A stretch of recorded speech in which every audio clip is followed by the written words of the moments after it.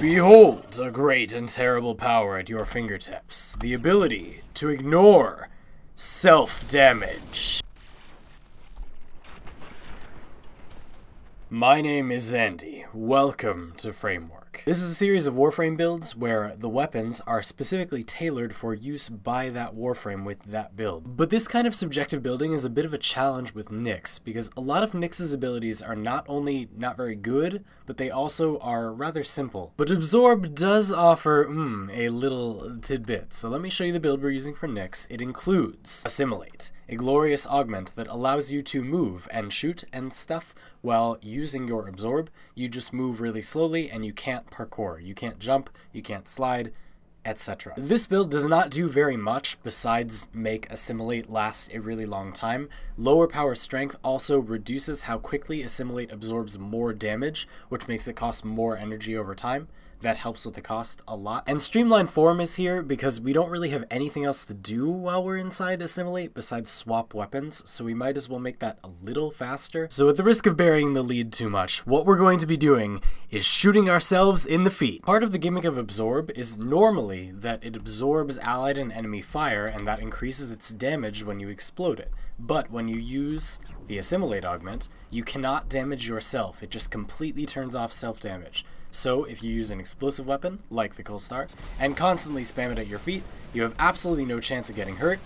And with this particular explosive weapon, that's really important, because every time you pull the trigger, you fire a bunch of missiles that spawn a bunch of bombs. It's a little bit difficult to not hit yourself with this weapon, but it does really good damage. As you can see, we have a massive amount of corrosive heat and blast, and it hits a very large area due to that bomblet spread. We also have fulmination to increase the many blast radiuses per trigger pull, and although multi-shot makes the bullets like kind of spread apart a little bit, let's be honest, you're not exactly precision shooting with this thing, so I think that's alright.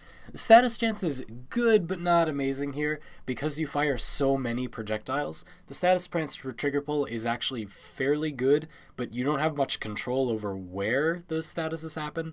So I figured with a good amount of heat and blast, we have about a 50% chance per status that it's going to be like some kind of crowd control, and that helps this weapon, just does a ton of damage. This is one of the only weapons in the entire game that is endgame viable, doing pretty much only raw damage. But as we established earlier, it does so much raw damage that it's almost impossible to avoid killing yourself with it unless you have an ability to prevent self-damage. That is the only synergy I could figure out.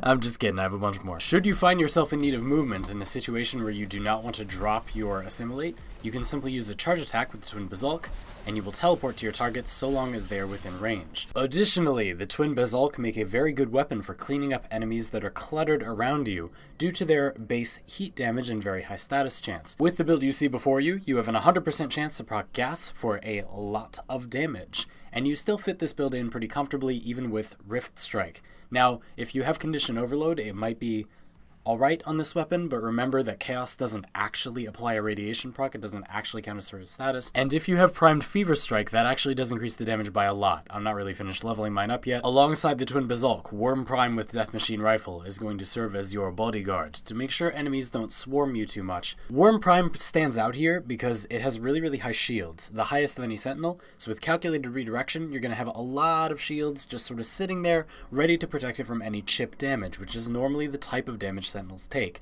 They're not usually going to take sustained fire, all the more so since your Sentinel is inside of your Absorb aura, and this will prevent any chip damage from mattering in the long run because it will just regenerate back. Additionally, Worm Prime is got plenty of space for Fired Up, which greatly benefits the DPS of the Death Machine Rifle.